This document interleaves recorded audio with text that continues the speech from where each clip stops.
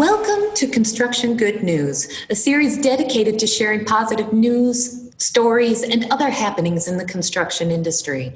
My name is Becky Schultz, editor of Equipment Today, and in this special edition, I chatted with Nic Flannery, executive risk manager at Satterfield Pontikes Construction, about his company's involvement in bringing together construction industry partners from across the Houston area to donate resources to the renovation of the Arrow Child Ministries headquarters, a project that started out small but grew into a much larger effort to serve their community. Thank you, Nic, for joining me today. To start us off, can you share a little background about Satterfield Pontikes Construction and the type of work it performs? A little bit about Satterfield Pontikes. We're a general contractor headquartered in Houston, Texas. We work all over the state of Texas, and we have regional offices in Dallas, Fort Worth, San Antonio, Austin, and here in Houston, as well as have been fortunate enough to be a part of some really major projects throughout the U.S., including the World War II Museum in New Orleans, the NASA headquarters here in Houston, and as well as some major renovations to JFK Airport, New York LaGuardia, and LAX. And also, our founders are some pretty amazing people as well. George Pontikes is a leader in the construction technology industry and is always pushing our company forward to really be the best and be the trendsetters in construction, as well as Laura Pontikes, who's really the heart and soul of our company and has really introduced us and provided us the opportunity to engage with companies like Arrow and complete projects as well. It sounds like a really great operation and really has done some amazing work in the past. Can you talk now about Arrow and maybe share some of the background about Arrow Child and Family Ministries and the type of work they perform and how Satterfield Pontikes became involved with them? Arrow was founded in 1992 by a previous foster child who had been raised in a very caring and loving family and wanted to provide that opportunity for other foster children. Over the course of 28 years, they've expanded their operations and their capabilities to provide services for the most traumatized children in the industry, and as well as provide foster to adopt services.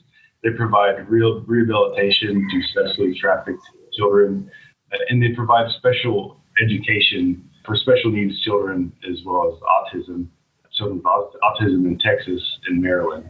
They've expanded to provide care for over 4,000 children annually. That's really an amazing story that this is something that came from someone who experienced that type of environment, a foster home environment, and wanted to give back. How did your company learn about Arrow's mission, and how did you become involved in the project that we're talking about this morning? Laura Pontikes was introduced to Arrow through a family friend and was just asked to go check it out. And she did, and she went out there and she met with Debbie Tingler, the executive director of Arrow, and walked the facility and began to learn about the needs that Arrow had, as well as just about the mission and what the organization provides. And what started off with the real needs of Arrow at the time was their HVAC system was in complete disrepair. And they had roof leaks all over the place with literally trash cans and offices catching rainwater.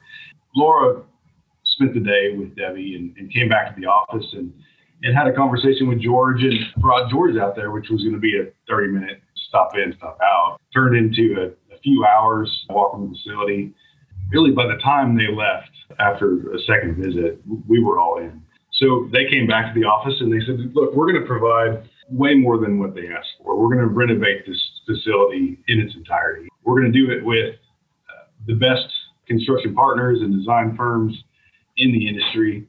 And we're really going to, provide them a facility that suits the care that they provide.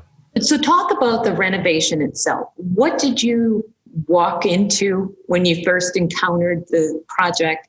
And can you kind of talk me through what it entailed, what type of work the different contractors had to perform on that project? Walking into the facility, it was built when the organization began, and it had never been updated. So it was coming upon a 30-year-old facility with no upgrades, and it was built to meet the needs of Arrow at the time, at their beginning, which had transitioned into providing a bunch of other services like we talked about before. So just the initial impression of walking through the building was there was a lot of dark browns, there was a lot of wallpaper. Every trim that you could imagine was there, crown molding and wainscoting and chair rail, and it was just a bit gaudy. There were arches and very Greco style. So not only was it didn't suit the needs that they had, it was also a bit dark and gloomy. When Laura and George walked the facility, they understood the needs that they had with the HVAC, but they also, having the construction mind, saw all the other things that they really did need. It just went from just a small HVAC repair project into a just complete renovation. And we brought in our best friends at PBK Architects to provide design documents. Really, the effort just went from 0 to 60 in seconds. We made phone calls to our subcontractor partners. They made calls to their vendors. And within just a few days, we went from napkin sketches to design documents and then to permit. Basically started a 12-week rebuild of the facility from design, permit to certificate of occupancy. The timing was also interesting. We started the conversation in March of 2020. There was a lot going on in the world, and we began to make the requests. No one had any hesitations of getting involved. And we went from, like I said, to complete construction within 12 weeks.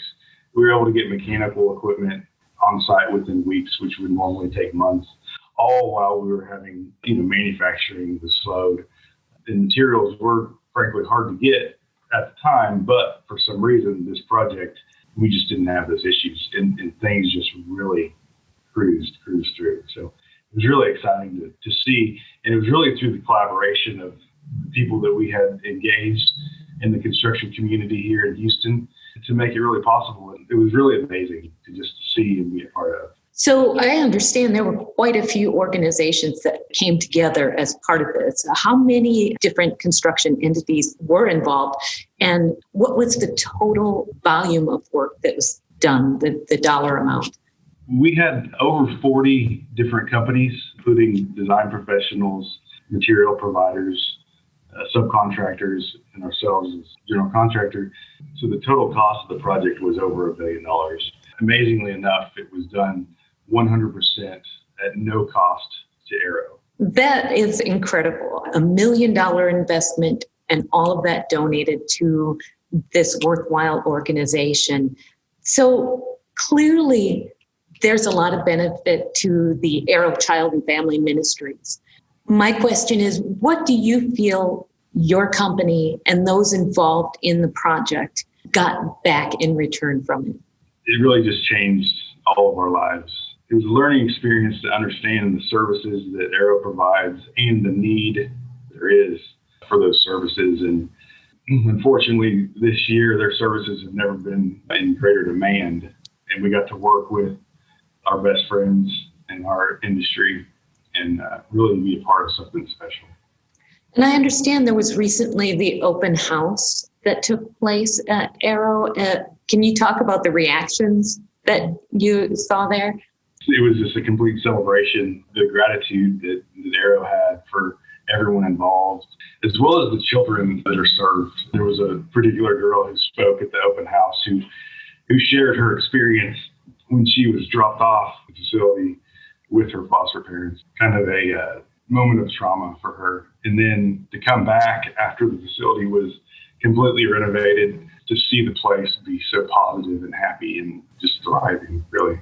It certainly sounds like it makes it really worthwhile to see that kind of response. Is there anything else that you'd like to share about your personal journey along this project, or anything else that you'd like to share about Arrow itself, or even about your company and its volunteer efforts? I guess first for us, for Satterfield Pontikes Construction is such a local business. We have a desire to be good neighbors in the neighborhoods that we do work. It was amazing to see the collaboration and the teamwork when like-minded people come together with a common cause, just to see what they can really produce in such a short time. And it's really just, it's greater than any one person and any efforts that anybody could provide. It was just really a neat process to be a part of, and really just thankful for Arrow for giving us the opportunity to be a part of them. And like I told Debbie last week, I don't think she's ever going to get rid of us. We're going to stick with her and help her with whatever that they do need going forward. So that's awesome. Well, it sounds like it's developed a great relationship, and you have put forth some wonderful effort to be able to bring them to this point. And I really admire that, and thank you for doing something that really makes such a difference in your community. Well, on just behalf of Satterfield Pontikes and our subcontractors and our design partners, I just want to thank you for sharing our story and your segment, and it's really just an honor to be a part of it. Thank you. With that, I'll close out this edition of Construction Good News. Thank you again to Nic Flannery at Satterfield Pontikes Construction for joining me. Be sure to tune in next time as I continue to highlight the positive happenings in the construction industry. Thank you for watching.